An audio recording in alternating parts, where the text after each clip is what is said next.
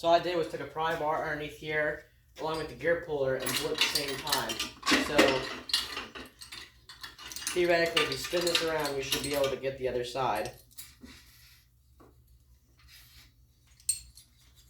Here we go, it's starting to come out.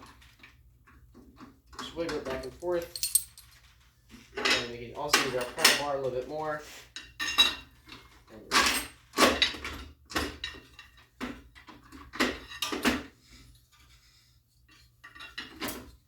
And here comes our flywheel out. So we have our flywheel out. It isn't in terrible condition. We do have a little bit of rust where the magneto was, but this mower was sitting outside for a while. So we're just going to set that aside. Now we have a few bolts to take off the top shroud, which it's just this top bolt pretty much. So we have 1, 2, 3, 4, 5. 5 bolts that are going to be 8mm to take out, which we can just simply use our impact. I already took 2 of them out to try to get the flywheel out, which is fine. We're going to take the other couple out.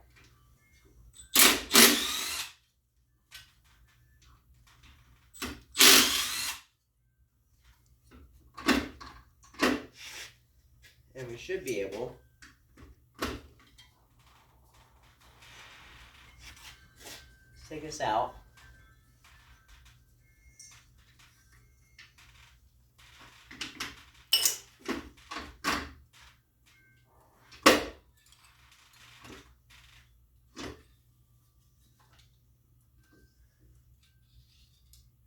Our dipstick does come off of the edge.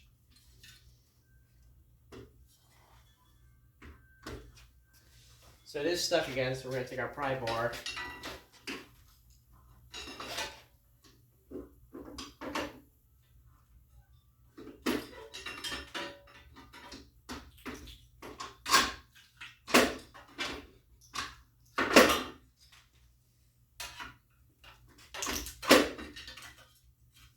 So, and we're also going to have a seal here. And this is going to be our breather seal, which is actually made into the top shroud. So we have a breather where the breather hose goes in. And there's going to be a seal that goes over top of it. And that's why it was stuck on. So we have our leftover seal here that's still on there. And that's all factory still. So we're going to set that aside as well.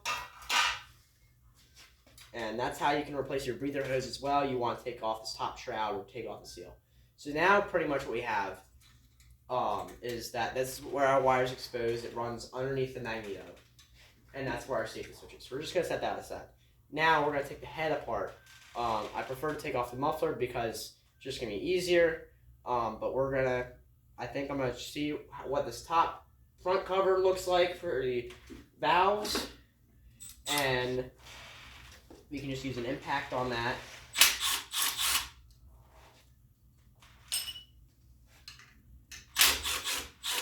As you can see, it really shouldn't just come apart like that, and it is. Because I really don't see a seal on there anymore. I think it could be possible somebody opened this up before and just put it back together. Because I don't see a seal on here.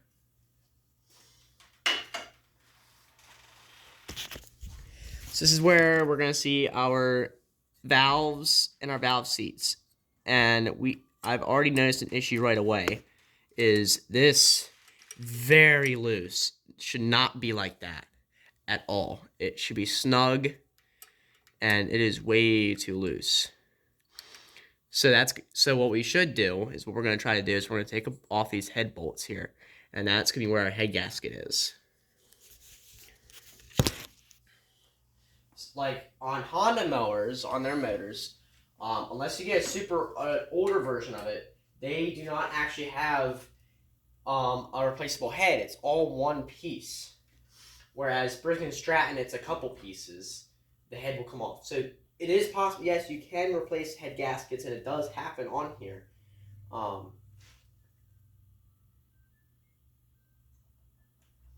So we're going to take, I'm not sure what millimeter that will be. We're going to take it apart. It very well could be our 14mm that we need.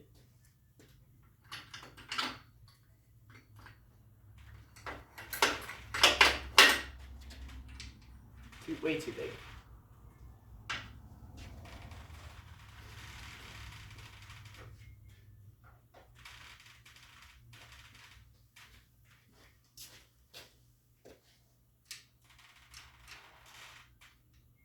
It's going to be an 10 millimeter.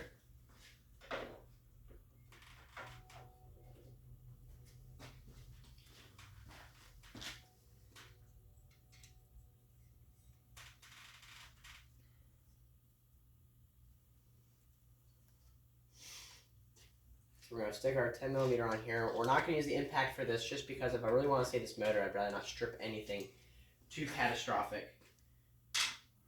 So we're going to put on this auto ratchet and we're going to go from there.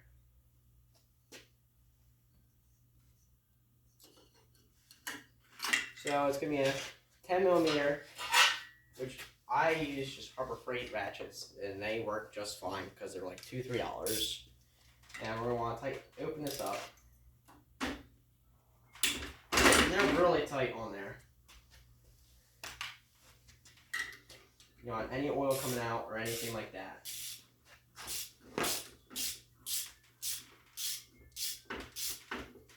A lot of times you can just get them loose and then you can take it out.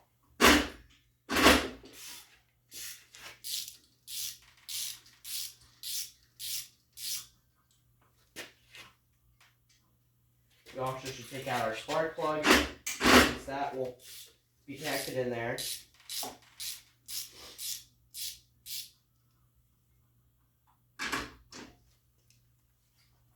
As you can see, it's still leaking oil. Now, it would now because the cover is off, but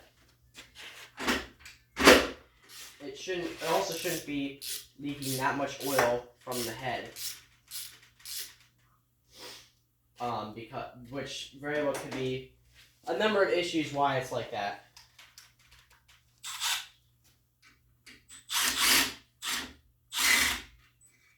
These are our head bolts.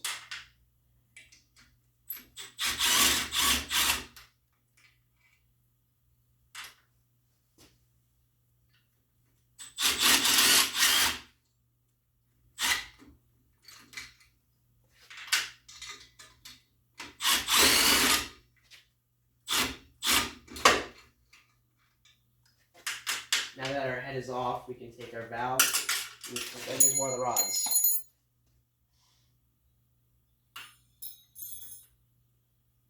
And then there's our gasket there.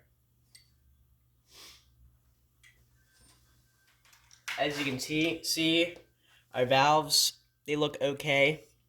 They look bad. Our spark plug looks really good. That has to be a brand new spark plug, so we are going to save that from this motor. Exhaust looks good as well. We'll take out our rods.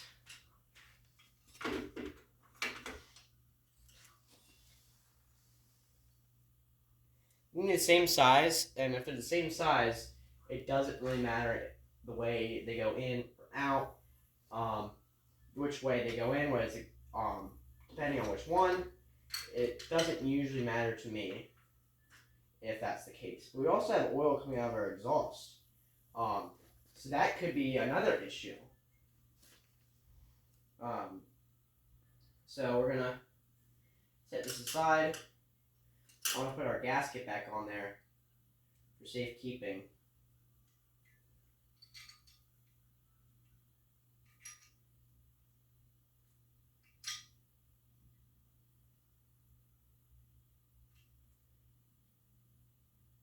And I think I can actually see where our gasket went bad as well. We have some wear and tear around where the bolts go, and I want to say that's where our leak was. So we're going to set this aside. Set our rods aside. So now our piston looks really bad and sludgy. If we take some pliers or wrench around here, it looks very bad.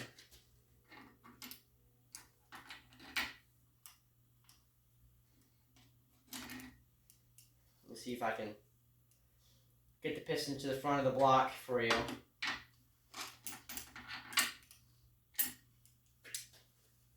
We have a lot of wear on the piston, a lot of sludge on there as well. And it looks not too bad, but I do see metal shavings, which means that there could be some other issues down the road with this block. So there's just a number of issues with this that there is that just, again, makes it that we probably should repair it. And I see just so many metal shavings on it and other things. Our head gasket looks good. I mean, now that I tore it off, it doesn't. Now we're going to want to go from the bottom of the engine and take off the top. And right, so we want to do that. So the biggest thing is that once we take off that top part, that's going to reveal our crankshaft, everything else that we will need to take this apart. It's going to reveal our crankshaft, and the other thing I'm surprised is it should reveal a timing belt possibly, but I don't think it will. But it does surprise me that we did not find a timing belt yet, but that still could be in there. I don't know. It's my first time doing this.